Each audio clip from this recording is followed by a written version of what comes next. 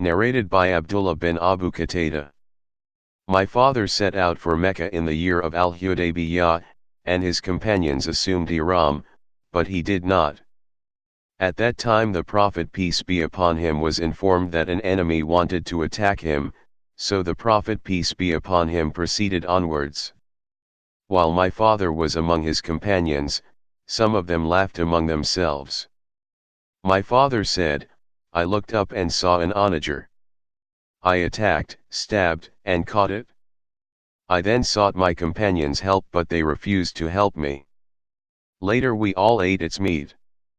We were afraid that we might be left behind, separated, from the Prophet peace be upon him, so I went in search of the Prophet peace be upon him, and made my horse to run at a galloping speed at times, and let it go slow at an ordinary speed at other times, till I met a man from the tribe of Bani Gifar at midnight. I asked him, Where did you leave the Prophet peace be upon him? He replied, I left him at Tahun, and he had the intention of having the midday rest at As-Sakiyah. I followed the trace and joined the Prophet peace be upon him and said, O Allah's Messenger peace be upon him. Your people, companions, send you their compliments, and ask for Allah's blessings upon you. They are afraid lest they may be left behind, so please wait for them. I added, O Allah's Messenger peace be upon him. I hunted an onager and some of its meat is with me. The Prophet peace be upon him told the people to eat it, though all of them were in the state of ihram. Narrated by Abdullah bin Abu Qatada. That his father said, we proceeded with the Prophet peace be upon him in the year of Al-Hudaybiyah, and his companions assumed ihram, but I did not. We were informed that some enemies were at Gaika, and so we went on towards them. My companions saw an onager and some of them started laughing among themselves. I looked and saw it. I chased it with my horse and stabbed and caught it. I wanted some help from my companions, but they refused. I slaughtered it all alone. We all ate from its meat. Then I followed Allah's Messenger peace be upon him, lest we should be left behind. At times I urged my horse to run at a galloping speed, and at other times at an ordinary slow speed. On the way I met a man from the tribe of Bani Gifar at midnight. I asked him where he had left Allah's Messenger peace be upon him. The man replied that he had left the Prophet peace be upon him at a place called Tahun, and he had the intention of having the midday rest at As-Sakiyah. So I followed Allah's Messenger peace be upon him till I reached him and said, O Allah's Messenger peace be upon him. I have been sent by my companions, who send you their greetings and compliments and ask for Allah's mercy and blessings upon you. They were afraid lest the enemy might intervene between you and them, so please wait for them. So he did. Then I said, O Allah's Messenger peace be upon him. We have hunted an onager and have some of it, its meat, left over. Allah's Messenger peace be upon him told his companions to eat the meat, although all of them were in a state of ihram. Narrated by Abu Qatada. We were in the company of the Prophet peace be upon him at a place called Al-Kaha, which is at a distance of 3 stages of journey from Medina. Abu Qatada narrated through another group of narrators, we were in the company of the Prophet peace be upon him at a place called Al-Kaha, and some of us had assumed ihram while the others had not. I noticed that some of my companions were watching something, so I looked up and saw an onager. I rode my horse and took the spear and whip, but my whip fell down, and I asked them to pick it up for me, but they said, We will not help you by any means, as we are in a state of ihram. So I picked up the whip myself and attacked the onager from behind a hillock and slaughtered it and brought it to my companions. Some of them said, Eat it. While some others said, Do not eat it. So I went to the Prophet peace be upon him, who was ahead of us, and asked him about it. He replied, Eat it, as it is halal, it is legal to eat it. Narrated by Abdullah bin Abu Qatada. That his father had told him that Allah's Messenger peace be upon him set out for Hajj, and so did his companions. He sent a batch of his companions by another route, and Abu Qatada was one of them. The Prophet peace be upon him said to them, "Proceed along the seashore till we meet all together." So they took the route of the seashore, and when they started all of them assumed ihram except Abu Qatada. While they were proceeding on, his companions saw a group of onagers. Abu Qatada chased the onagers and attacked and wounded a shanajr. They got down and ate some of its meat and said to each other, "How do we eat the meat of the game while we are in a state of ihram?" So they, carried the rest of the she-onager's meat, and when they met Allah's Messenger peace be upon him they asked, saying, "O Allah's Messenger peace be upon him, we assumed ihram with the exception of Abu Qatada, and we saw a group of onagers. Abu Qatada attacked them and wounded a she-onager from them. Then we got down and ate from its meat. Later we said, to each other, how do we eat the meat of the game and we are in a state of ihram? So we carried the rest of its meat." The Prophet asked, "Did any one of you order Abu Qatada to attack it or point at it?" They replied in the negative. He said, "Then eat what is left of its meat." Narrated by Abdullah bin Abbas. From As-Sa'b bin Jathama al-Laythi that the latter presented an onager to Allah's Messenger peace be upon him while he was at Al-Abwa or at Wadan, and he refused it. On noticing the signs of some unpleasant feeling of disappointment on his, As-Sa'b's, face, the Prophet peace be upon him said to him, "I have only returned it because I am muhrim."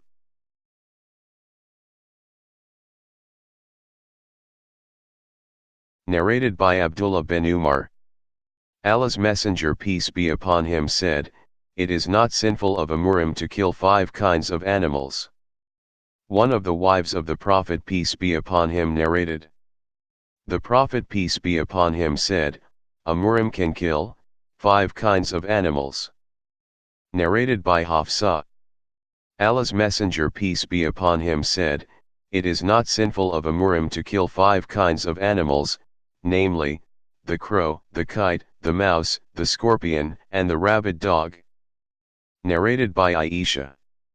Allah's Messenger peace be upon him said, 5 kinds of animals are harmful and could be killed in the haram, sanctuary. These are, the crow, the kite, the scorpion, the mouse, and the rabid dog. Narrated by Abdullah. While we were in the company of the Prophet peace be upon him in a cave at Mina, when Surat wal Mursalat were revealed and he recited it and I heard it, directly, from his mouth as soon as he recited its revelation. Suddenly a snake sprang at us and the Prophet peace be upon him said, "Ordered us kill it." We ran to kill it but it escaped quickly. The Prophet peace be upon him said, "It has escaped your evil and you too have escaped its evil."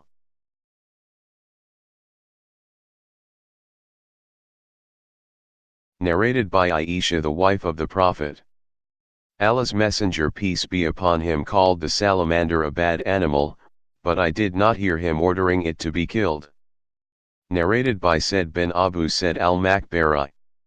Abu Shurayh, al-Ada'i said that he had said to Amr bin Said when he was sending the troops to Mecca, to fight Abdullah bin Az-Zubair, "O chief, allow me to tell you what Allah's Messenger peace be upon him said on the day following the conquest of Mecca. My ears heard that and my heart understood it thoroughly, and I saw with my own eyes the Prophet peace be upon him when he, after glorifying and praising Allah, started saying, Allah, not the people, made Mecca a sanctuary, so anybody who has belief in Allah and the last day should neither shed blood in it, nor should he cut down its trees. If anybody argues, that fighting in it is permissible on the basis that Allah's Messenger peace be upon him did fight in Mecca, say to him, Allah allowed his apostle and did not allow you.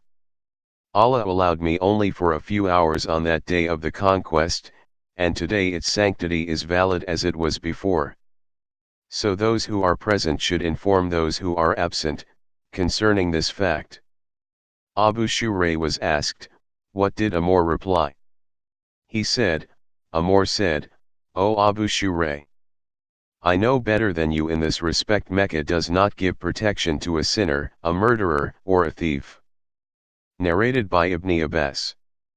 The Prophet peace be upon him said, Allah has made Mecca a sanctuary, so it was a sanctuary before me and will continue to be a sanctuary after me. It was made legal for me, I was allowed to fight in it, for a few hours of a day. It is not allowed to uproot its shrubs or to cut its trees, or to chase, or disturb, its game, or to pick up its lukata, fallen things, except by a person who would announce that, what he has found publicly. Al-Abbas said, O Allah's Messenger peace be upon him. Except al-idkar, a kind of grass, for it is used, by our goldsmiths and for our graves. The Prophet peace be upon him then said, except al-idkar. Ikrimah said, do you know what chasing or disturbing the game means? It means driving it out of the shade to occupy its place. Narrated by Ibn Abbas. On the day of the conquest of Mecca, the Prophet peace be upon him said, there is no more emigration from Mecca, but jihad and intentions, and whenever you are called for jihad, you should go immediately. No doubt, Allah has made this place, Mecca, a sanctuary since the creation of the heavens and the earth and will remain a sanctuary till the day of resurrection as Allah has ordained its sanctity. Fighting was not permissible in it for anyone before me, and even for me it was allowed only for a portion of a day. So it is a sanctuary with Allah's sanctity till the day of resurrection. Its thorns should not be uprooted and its game should not be chased, and its lukata, fallen things, should not be picked up except by one who would announce that publicly, and its vegetation, grass etc., should not be cut. Al-Abbas said, O Allah's Messenger peace be upon him. Except al-idkar, for it is used by their blacksmiths and for their domestic purposes. So the Prophet peace be upon him said, except al-idkar. Narrated by Ibn Abbas. Allah's Messenger peace be upon him was cupped while he was in a state of ihram.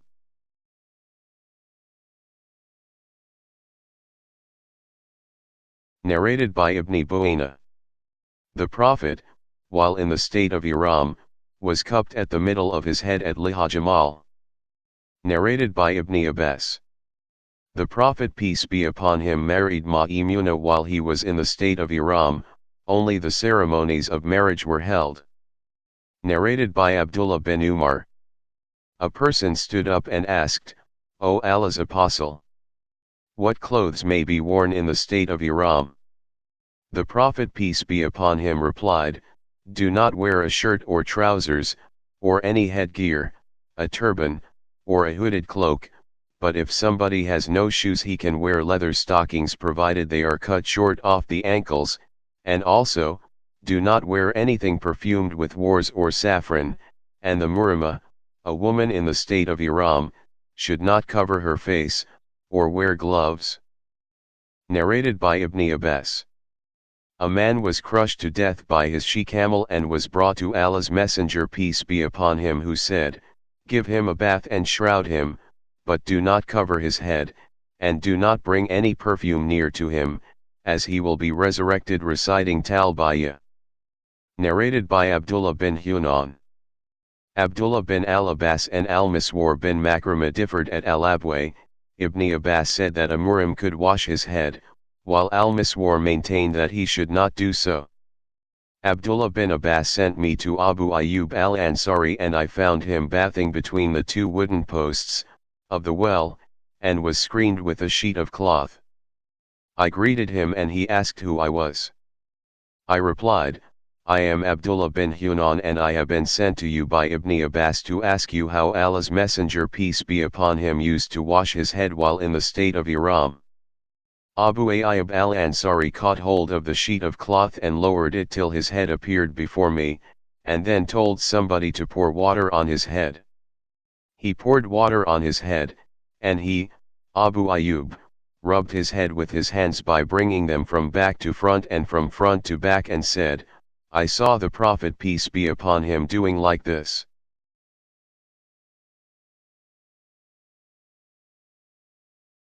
Narrated by Ibn Abbas. I heard the Prophet peace be upon him delivering a sermon at Arafat saying, if a murim does not find slippers, he could wear cuffs, socks made from thick fabric or leather, but he has to cut short the cuffs below the ankles, and if he does not find an izar, a waist sheet for wrapping the lower half of the body, he could wear trousers. Narrated by Abdullah. Allah's Messenger peace be upon him was asked what sort of clothes a murim should wear.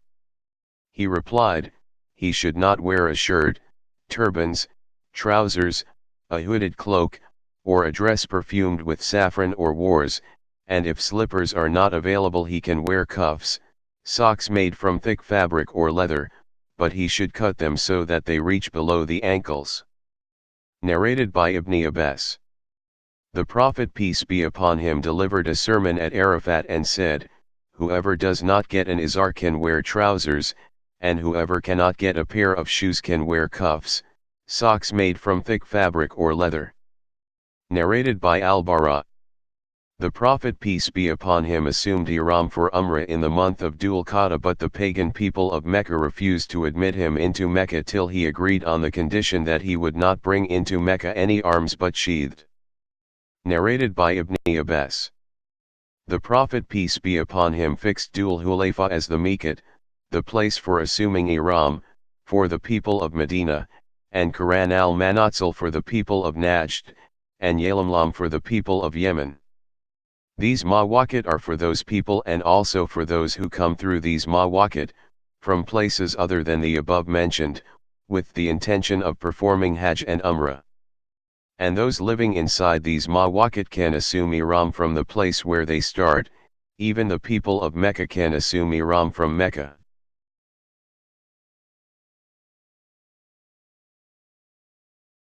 Narrated by Anas bin Malik. Allah's Messenger peace be upon him entered Mecca in the year of its conquest wearing an Arabian helmet on his head, and when the Prophet peace be upon him took it off, a person came and said, Ibn Qatl is holding the covering of the Kaaba, taking refuge in the Kaaba. The Prophet peace be upon him said, kill him. Narrated by Ali. While I was with Allah's Messenger peace be upon him there came to him a man wearing a cloak having a trace of yellowish perfume or a similar thing on it. Umar used to say to me, would you like to see the Prophet peace be upon him at the time when he is inspired divinely? So it happened that he was inspired, then, and when the inspiration was over the Prophet peace be upon him said to that man, do in your Umrah the same as you do in your Hajj. A man bit the hand of another man, but in that process the latter broke one incisor tooth of the former, and the Prophet peace be upon him forgave the latter. Narrated by Ibn Abbas. While a man was standing with the Prophet peace be upon him at Arafat, he fell from his mount and his neck was crushed by it. The Prophet peace be upon him said, wash the deceased with water and sidra and shroud him in 2 pieces of cloth, and neither perfume him nor cover his head, for Allah will resurrect him on the day of resurrection and he will be reciting Talbiyah. Narrated by Ibn Abbas. While a man was standing with the Prophet peace be upon him at Arafat, he fell from his mount and his neck was crushed by it. The Prophet peace be upon him said, wash the deceased with water and sidra and shroud him in 2 pieces of cloth, and neither perfume him nor cover his head, for Allah will resurrect him on the day of resurrection and he will be reciting Talbiyah.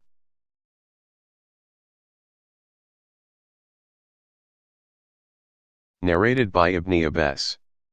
A man was in the company of the Prophet peace be upon him and his she-camel crushed his neck while he was in a state of ihram and he died.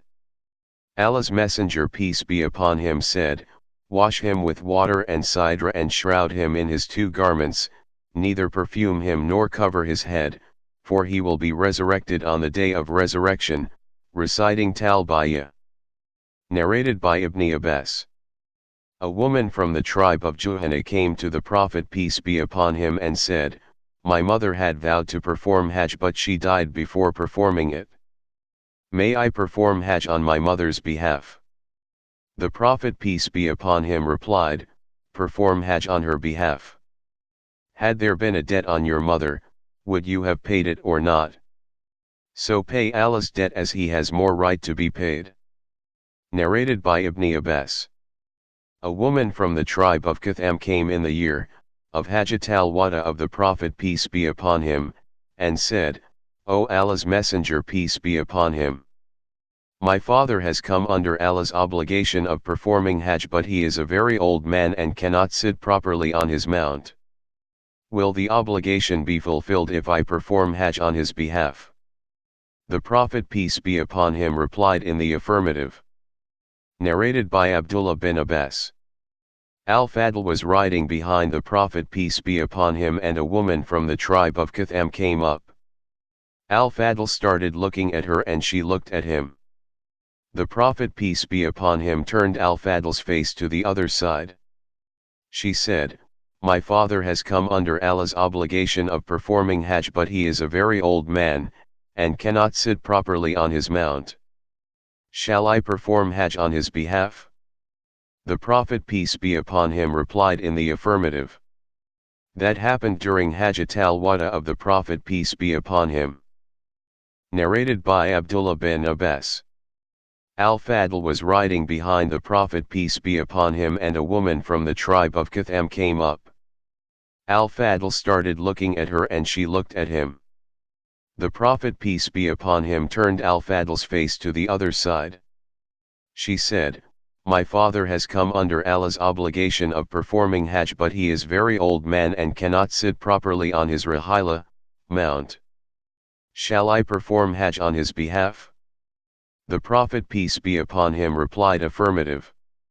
That happened during Hajjat al-Wada of the Prophet peace be upon him.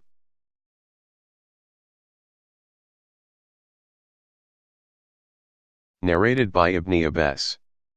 The Prophet peace be upon him sent me to Mina with the luggage from Jam, al-Muzdalifah, at night.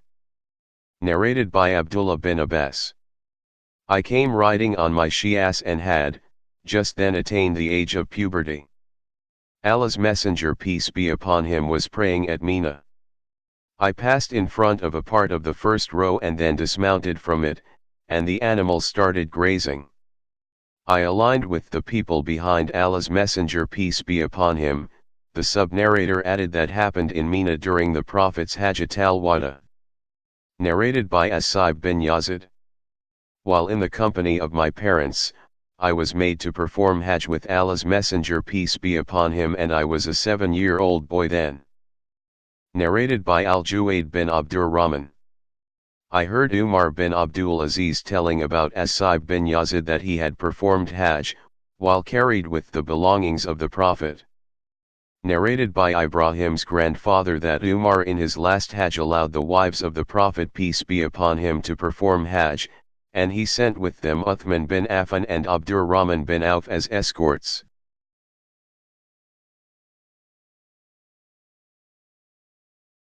Narrated by Aisha, mother of the faithful believers. I said, O Allah's Messenger peace be upon him. Shouldn't we participate in holy battles and jihad along with you? He replied, the best and the most superior jihad for women is Hajj which is accepted by Allah. Aisha added, ever since I heard that from Allah's Messenger peace be upon him, I have determined not to miss Hajj. Narrated by Ibn Abbas. The Prophet peace be upon him said, a woman should not travel except with a Jumarum, her husband or a man with whom that woman cannot marry at all according to the Islamic jurisprudence, and no man may visit her except in the presence of a Jumarum. A man got up and said, O Allah's Messenger peace be upon him, I intend to go to such and such an army and my wife wants to perform Hajj. The Prophet peace be upon him said to him, go along with her to Hajj. Narrated by Ibn Abbas. When the Prophet peace be upon him returned after performing his Hajj, he asked Sinan al-Ansari, what did forbid you to perform Hajj? She replied, father of so-and-so, her husband, had 2 camels and he performed Hajj on one of them, and the second is used for the irrigation of our land. The Prophet peace be upon him said to her, perform Umrah in the month of Ramadan, as it is equivalent to Hajj or Hajj with me in reward. Narrated by Kayza the slave of Ziyad. Abu Said, who participated in 12 Ghazawat with the Prophet peace be upon him, said, I heard 4 things from Allah's Messenger peace be upon him, or I narrate them from the Prophet peace be upon him, which won my admiration and appreciation. They are, 1. No lady should travel without her husband or without a Dhumaram for a 2 days journey. 2. No fasting is permissible on 2 days of Eid al-Fitr and Eid al-Adha. 3. No prayer may be offered after 2 prayers, after the Asr prayer till the sun set and after the morning prayer till the sun rises. 4. Not to travel for visiting, except for 3 mosques, Masjid al-Haram in Mecca, my mosque in Medina, and Masjid al-Aqsa in Jerusalem. Narrated by Anas. The Prophet peace be upon him saw an old man walking, supported by his 2 sons, and asked about him. The people informed him that he had vowed to go on foot to the Kaaba. He said, Allah is not in need of this old man's torturing himself, and ordered him to ride. Narrated by Uqba bin Amir. My sister vowed to go on foot to the Kaaba, and she asked me to take the verdict of the Prophet peace be upon him about it. So I did, and the Prophet peace be upon him said, she should walk and also should ride.